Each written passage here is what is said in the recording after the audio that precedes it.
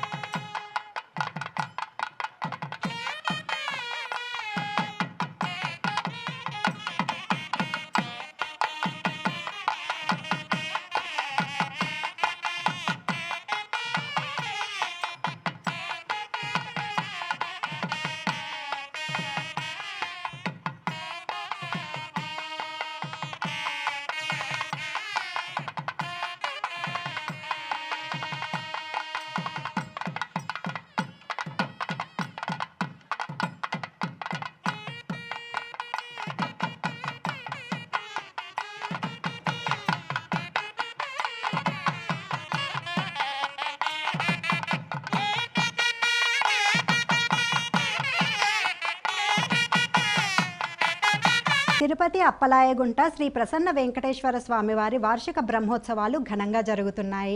ఉత్సవాలలో భాగంగా స్వామివారు సూర్యప్రభ వాహనంపై మత్స్యావతార వేదనారాయణ స్వామి అలంకారంలో శ్రీ ప్రసన్న వెంకటేశ్వర స్వామివారు దివ్యమంగళ స్వరూపంతో భక్తులను కటాక్షించి అభయాన్ని ప్రసాదించారు.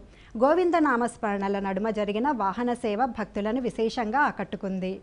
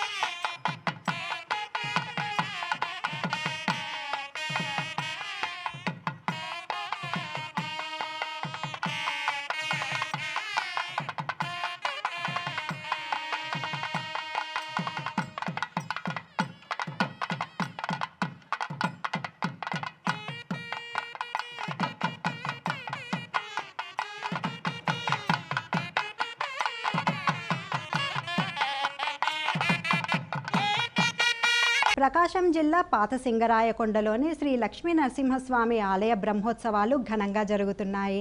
ఉత్సవాలలో భాగంగా స్వామి అమ్మవార్లకు ప్రత్యేక పూజలు నిర్వహించారు. శ్రీదేవి భూదేవి సమేత శ్రీ లక్ష్మీ నరసింహస్వామి వార్లను గజవాహనంపై కొలువుదీర్చి ఊరేగింపుగా ప్రత్యేక వేదిక వద్దకు తీసుకొని వచ్చారు. అనంతరం వేద పండితుల మంత్రోచ్చారణలు, మంగళ వాయిద్యాల నడుమ స్వామి అమ్మవార్ల పరిణయోత్సవం కన్నుల పండువగా జరిగింది. స్వామివార్ల పరిణయోత్సవాన్ని తిలకించిన భక్తులు ఆనంద పరవశులయ్యారు.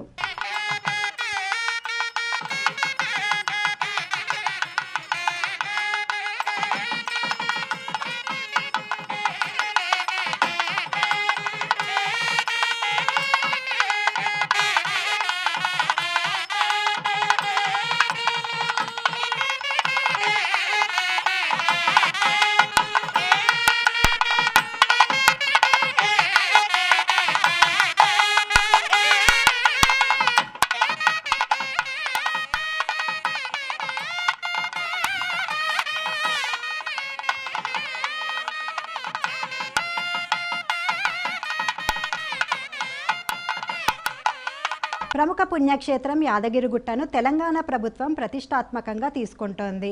భక్తుల రద్దీ పెరుగుతున్న దృష్ట్యా అభివృద్ధి పనులతో పాటు భక్తులకు ఇబ్బందులు లేకుండా చూసేందుకు ఏర్పాట్లు చేస్తోంది. ముఖ్యమంత్రి రేవంత్ రెడ్డి యాదగిరిగుట్ట ఆలయ సమగ్ర అభివృద్ధిపై ఉన్నత స్థాయిలో సమీక్షించారు. వెంటనే పాలకవర్గాన్ని కూడా ప్రకటించి వారిని కార్యరంగంలోకి దిగాలని సూచించారు. యాదగిరిగుట్ట శ్రీ లక్ష్మీ నరసింహస్వామి ఆలయ సమగ్ర అభివృద్ధి, భూ కేటాయింపులపై ఉన్నతాధికారులతో ముఖ్యమంత్రి రేవంత్ రెడ్డి కీలక సమీక్షా సమావేశం నిర్వహించారు. ఈ సందర్భంగా ఆలయ భూముల పరిరక్షణ, భక్తుల సౌకర్యార్థం చేపట్టాల్సిన నిర్మాణాలపై అధికారులకు పలు కీలక ఆదేశాలు జారీ చేశారు. స్థలాలు ఎవరికి కేటాయించినప్పటికీ ఆయా భూములపై పూర్తి యాజమాన్య హక్కులు మాత్రం ఆలయాలకే ఉండేలా చూడాలని సూచించారు. ఈ భూ కేటాయింపుల ప్రక్రియలో దేశంలోనే ప్రసిద్ధ పుణ్యక్షేత్రమైన తిరుమలలో అనుసరిస్తున్న నిబంధనలు, విధానాలను క్షుణ్ణంగా అధ్యయనం చేయాలని ముఖ్యమంత్రి అధికారులకు దిశానిర్దేశం చేశారు. యాదగిరిగుట్టపై భక్తుల వసతి కోసం తలపెట్టిన అతిథి గృహాల నిర్మాణంలోనూ తిరుమల మోడల్నే అనుసరించాలని పేర్కొన్నారు. కొండపై కాటేజీలు, గెస్ట్హౌస్ల నిర్మాణం చేపట్టేందుకు ఆసక్తి చూపే దాతలు, సంస్థల వివరాలతో కూడిన జాబితాను తక్షణమే రూపొందించాలని, వీరికి విడతల వారీగా నిర్మాణ అనుమతులు మంజూరు చేయాలని స్పష్టం చేశారు. యాదగిరిగుట్ట పరిసర ప్రాంతాలను ఆధ్యాత్మిక పర్యాటక కేంద్రంగా తీర్చిదిద్దేందుకు పబ్లిక్ ప్రైవేట్ భాగస్వామ్యం పీపీపీ పద్ధతిలో ఒక ప్రత్యేక టూరిజం సర్క్యూట్ను ఏర్పాటు చేయాలని సూచించారు. ఇక యాదగిరిగుట్ట ఆలయ పునర్నిర్మాణ పనులు, నాణ్యతపై గతంలో నిపుణుల కమిటీ సమర్పించిన నివేదికను క్షుణ్ణంగా పరిశీలించి దానిపై వారం రోజుల్లోగా సమగ్ర నివేదికను తనకు అందజేయాలని ముఖ్యమంత్రి అధికారులను ఆదేశించారు.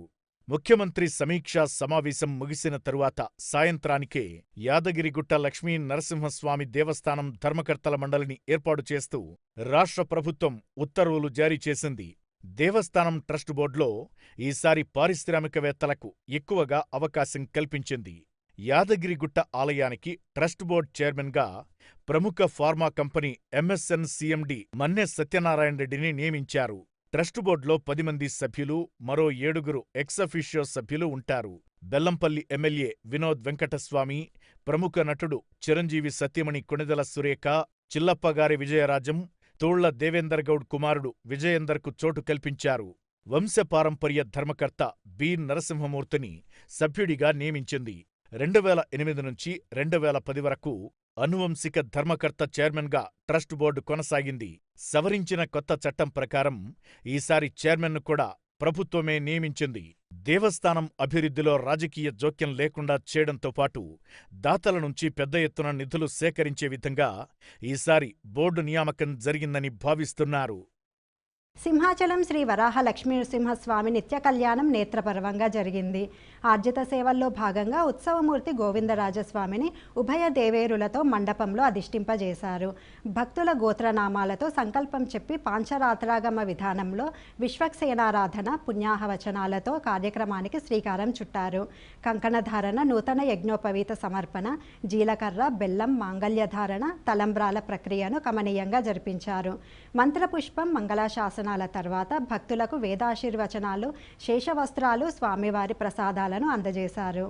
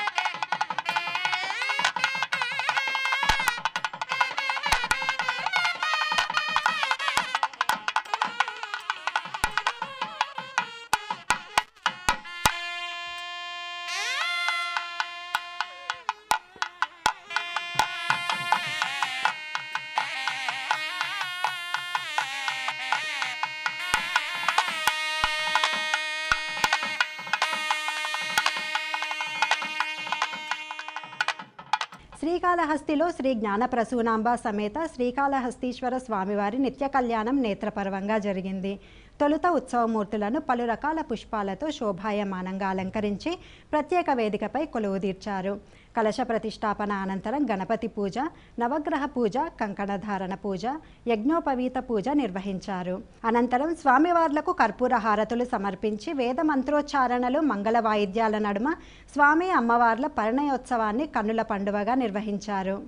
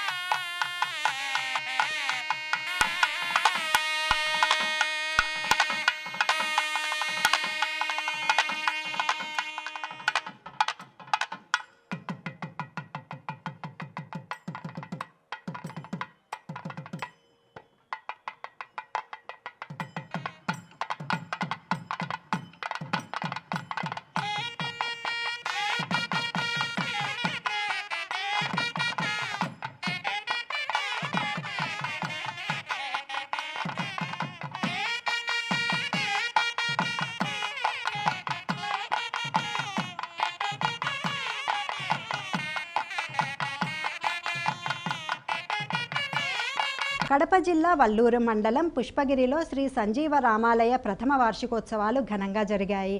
ఉత్సవాలలో భాగంగా స్వామివారికి వేదస్వస్తి, శ్రీ హనుమత్ లక్ష్మణ సమేత శ్రీ సీతారామచంద్ర స్వామివారికి అష్టోత్తర శతకలశాభిషేకం నిర్వహించారు. అనంతరం విశేష పూజలు, మూలమంత్ర హవనం, శ్రీ సూక్తం, మన్యసూక్త హవనం, పూర్ణాహుతి నిర్వహించారు. శ్రీ జగద్గురు పుష్పగిరి శంకరాచార్య మహాసంస్థాన పీఠాధీశ్వరులు జగద్గురు శ్రీ అభినవోద్దండ విద్యాశంకర భారతీ స్వామివారి సమక్షంలో ఈ కార్యక్రమాలు జరిగాయి.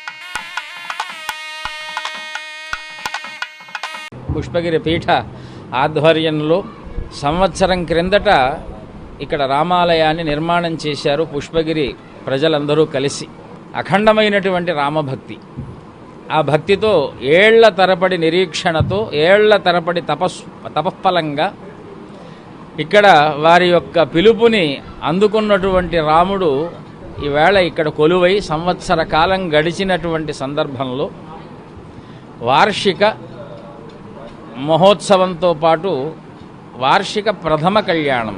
అందుకే దీనికి అత్యంత ప్రాధాన్యత చేకూరి ఉన్నది. భీమవరం శ్రీ మావుళ్ళమ్మ అమ్మవారి ఆలయంలో చండీ హోమం ఘనంగా జరిగింది. ఆలయ అర్చకులు వేద పండితుల ఆధ్వర్యంలో 94 మంది దంపతులు హోమంలో పాల్గొన్నారు. రాష్ట్రంలో సమృద్ధిగా వర్షాలు కురవాలని, పంటలు బాగా పండాలని, రాష్ట్ర ప్రజలందరికీ ఆయురారోగ్యాలు ఐశ్వర్యాలు కలగాలనే సంకల్పంతో శ్రీ మావుళ్ళమ్మ అమ్మవారి ఆలయంలో శ్రీ ధాన్యలక్ష్మి పూజ, అలానే మహిళలు సౌభాగ్యం కొరకు శ్రీ సౌభాగ్యలక్ష్మి పూజలు ఆలయ ప్రధాన అర్చకులు బ్రహ్మశ్రీ మద్దిరాల మల్లికార్జున శర్మ నిర్వహించారు. ఈ కార్యక్రమంలో భక్తులు అధిక సంఖ్యలో పాల్గొని అమ్మవారిని దర్శించుకున్నారు. దర్శనం అనంతరం భక్తులకు ధాన్యం, పసుపు, కొమ్ము అందజేశారు. వికారాబాద్ జిల్లా పరిగిలో శ్రీ ధర్మశాస్త్ర హరిహరపుత్ర అయ్యప్ప స్వామి ప్రాణప్రతిష్ఠ మహోత్సవం ఘనంగా జరిగింది. ఉత్సవాల తొలి రోజున స్థలదోష పరిహారం, గోపూజ, గణపతి హోమం, అంకుర పూజ, సుదర్శన హోమం తదితర పూజలు నిర్వహించారు. అయ్యప్ప స్వాములు 11 రోజుల పాటు మాలధారణ వేసుకొని అయ్యప్ప స్వామి నూతన ఆలయంలో పూజా కార్యక్రమాలలో పాల్గొన్నారు. ఈ కార్యక్రమంలో అయ్యప్ప స్వాములు భక్తులు పాల్గొని సంకీర్తనలు నిర్వహించారు.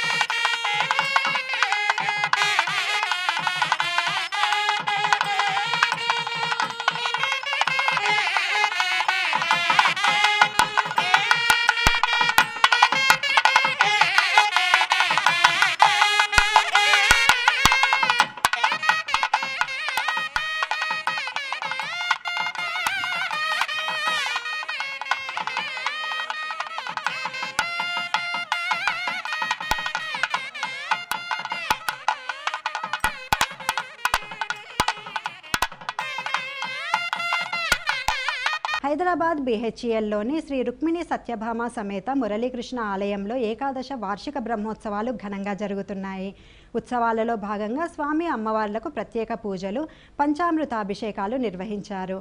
స్వామివారి దర్శనానికి భక్తులు భారీ సంఖ్యలో తరలివచ్చారు.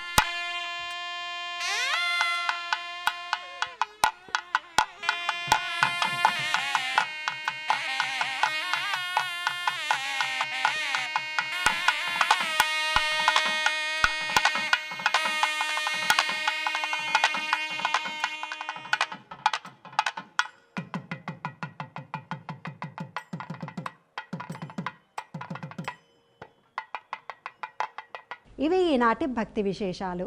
తదుపరి ఆధ్యాత్మిక వార్తావాహిని భక్తి విశేషాల్లో మళ్ళీ కలుద్దాం. అంతవరకు సెలవు. నమస్కారం.